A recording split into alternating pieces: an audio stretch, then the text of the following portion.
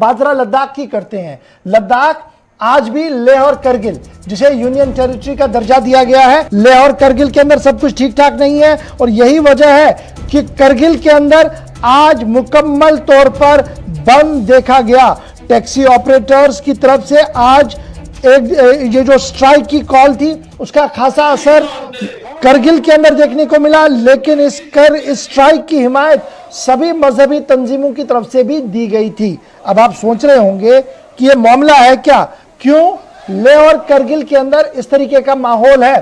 तो याद रखिएगा, लेह और करगिल माजी में जम्मू कश्मीर का हिस्सा थे और आरटीओ कश्मीर की तरफ से रूट परमिट जारी किए जाते थे, लेकिन अब जब यूटी बनी है तो अलहदा से आरटीओ बने हैं, उसे एहतजाज जारी रखा था।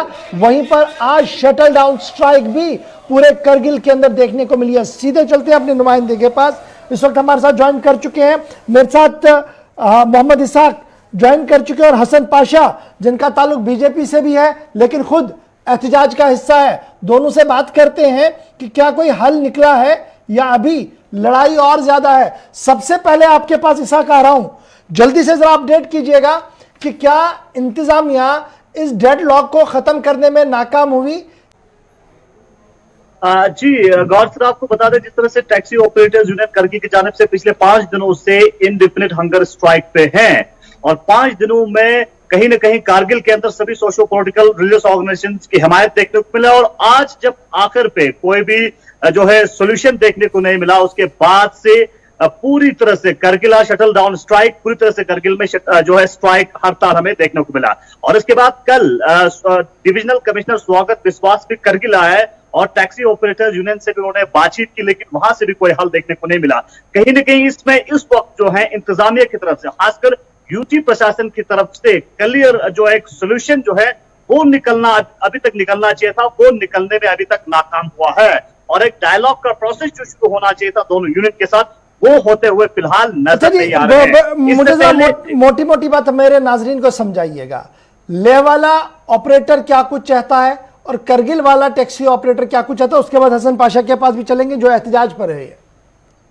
जी, खासकर करगिल टैक्सी यूनियन ऑपरेटर्स की जानिब से स्ट्राइक इसलिए किया जा रहा है क्योंकि जो परमिट हैं, खासकर स्टेट परमिट जो यूनियन टेरिटरी के लिए हैं और उनमें लेह में जो इनर रूट्स हैं वहां पे कारगिल के टैक्सीज को जाने नहीं दिया जा रहा है।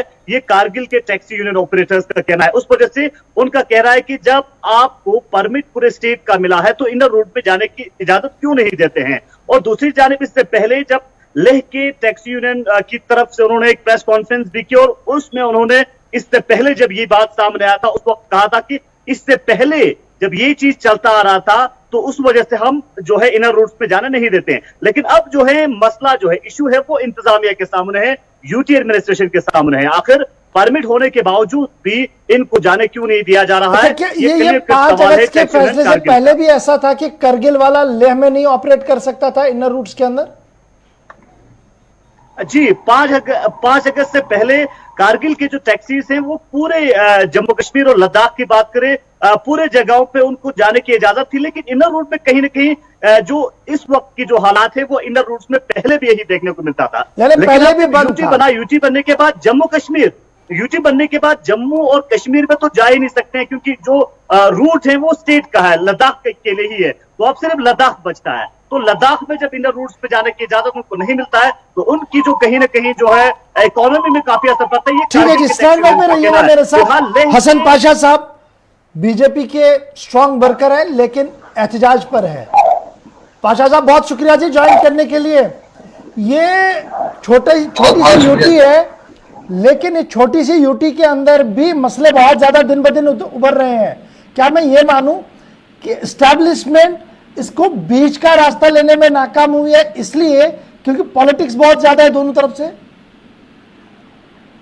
चलिए दोबारा आपके पास आएंगे। पाशा साहब ऑडियो क्लियर नहीं आ रहा, मैं जरा इसाक के पास चल रहा हूं। इसाक ये बताइएगा कि अब एक तरफ से एहतजाज है, शटल डाउन है, दूसरी तरफ से रूटीन का बिजनेस चल रहा है। लेह के अंदर क्या कुछ सिचुएशन है और लेह की लीडरशिप, पॉलिटिकल लीडरशिप क्या कुछ कह रही है? क्या वो इसको बीच का रास्ता दिख रही है कहीं पर कि कैसे इसका हल किया जाए?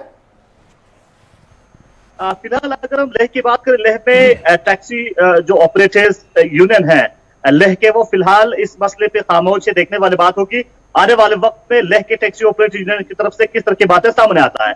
लेकिन अब जब हम कारगिल टैक्सी यूनियन ऑपरेटर्स की बात करें, उनका कहना है कि लेह के टैक्सी के साथ कुछ नहीं है, हमें इंतजामिया के साथ पास जो है सवाल जो इंतजामिया से कर रहे हैं, वो यही कह रहे हैं कि जो रूल ऑफ लॉ आपने बनाया है उसका फिजिकल इंप्लीमेंटेशन क्यों नहीं किया जा रहा है। वो देखने वाली बात अहम हो कि वो कैसे करें।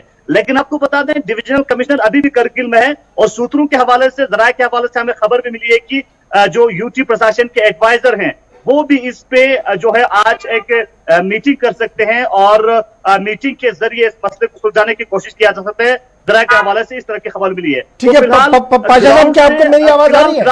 ग्राउंड से हाँ, आपकी आवाज आ रही है। मैनेजिंग डायरेक्टर हैं टैक्सी यूनियन ऑपरेटर्स के। ठीक है, मैं पाशा साहब जरा जल्दी से अपडेट कीजिएगा, बीच का रास्ता कैसे होगा? ये हाल के जो 5 दिन से आप हड़ताल पर है, आज शटल डाउन भी देखने को मिला है, तो क्या कोई बीच का रास्ता है? देखिए, रास्ता तो है। एडमिनिस्ट्रेशन अगर चाहे तो हम कोई इलीगल कोई डिमांड नहीं मांग रहा है, हम कोई गैर कानूनी डिमांड हम नहीं मांग रहा है। अगर ये जो एडमिनिस्ट्रेशन जो है, यूटी एडमिनिस्ट्रेशन सिर्फ ये वाजे कर दे कि जो भी इन्होंने हमें, जो हमारे टैक्सी ऑपरेटर करगिल के जितने भी हमारे टैक्सी ड्राइवर या ऑनर को उन्होंने जो गवर्नमेंट परमिट दिया है, वो खत्ते लद्दाख में किसी भी जगह पे जाके वो अलाउड है, उनका कोई रिस्ट्रिक्शन नहीं है। इस तरह का कोई नोटिफिकेशन या कोई प्रेस रिलीज यूटी एडमिनिस्ट्रेशन की तरफ से आ जाए, हमें कोई दिक्कत नहीं है। और एक आपके माध्यम से मैं ये भी कहना चाहता हूँ, देखिए हम पिछले 5 दिन से लगातार इन्फिनाइट हंगर स्ट्राइक पे है और इस स्ट्राइक का मेन यही मकसद है कि जो भी हमारा जो इशू है इसमें हम जल्दी तुरंत इसका मसला हल चाहते हैं।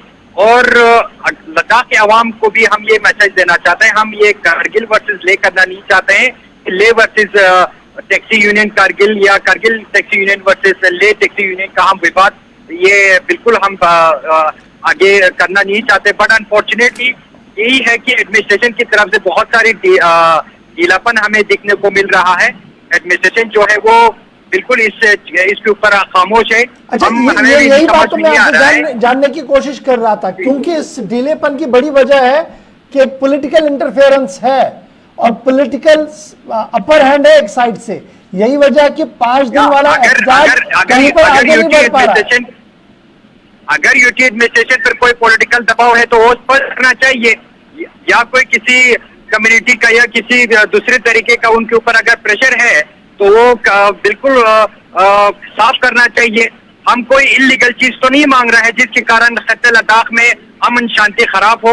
हम कोई इस तरह के विवाद, हम कोई इस तरह की डिमांड नहीं रख रहे हैं। जो हमारे संविधान में है, जो एडमिनिस्ट्रेशन हमें जो परमिट दिया है उनके तरफ से, जैसे हम अपना रोड टैक्स वगैरह पे करते हैं, हम अपना जितने भी उनके जो सिस्टम है हम उनके साथ चल रहे हैं, कोई किसी की तरफ से हम यहाँ पर कि फिलहाल ये मामला अगर हल नहीं होता है, एडमिनिस्ट्रेटिव पार्ट पर काम तो था कि ट्रांसपोर्ट कमिश्नर, आरटीओ और दीगर मुतल्लिका जिम्मेदार आपके साथ आके बात करते।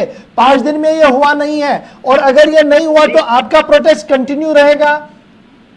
देखिए गौहर साहब, मैं आपको बताना चाहता हूँ, कल रात को 9 बजे डिविजनल कमिश्नर के साथ हमारा टैक्सी यूनियन का मीटिंग रखा था, जिसमें तमाम इनके आला हकाम के जितने भी आरटीओ ऑफिसर्स वगैरह भी उस मीटिंग में मौजूद थे और डिवीजन कमिश्नर खुद ट्रांसपोर्ट सेक्रेटरी भी है। तो हमने उनको स्पष्ट कर दिया है कि जो हमारा जो लीगल परमिट है उसको लागू किया जाए ग्रास रूट लेवल पे, और किसी किस्म का हम इसमें नेगोशिएशन नहीं चाहते हैं, कोई किस्म का हम इसमें कंप्रोमाइज नहीं चाहते हैं। हमें हमारा हक जो है मिलना चाहिए, क्योंकि आपको भी पता है जब से यूटी बना है तो इसमें हमारे जो ड्राइवरों का जो रूट है बहुत कट हो चुका है, बहुत ही कम हो चुका है। सिर्फ ये ले और कारगिल तक ही इसका वैलिड है, हम जम्मू कश्मीर तक हम अच्छा जी नहीं जा सकते। अच्छा साहब, जल्दी से आपसे जानना चाहूंगा, उसके बाद मैं इसाक के पास लास्ट कमेंट के लिए चलता हूं। ये जो लेह की तरफ से ले टैक्सी ऑपरेटर्स की तरफ से एतराज है, क्या ये स्पेसिफिक 1-2 जगहों के लिए है या बहुत सारी जगहों के लिए है जिनको लेकर अब आप एहतजाज पर आ गए? अगर 1-2 जगह है तो क्या नेगोशिएशन उस पर हो सकता है?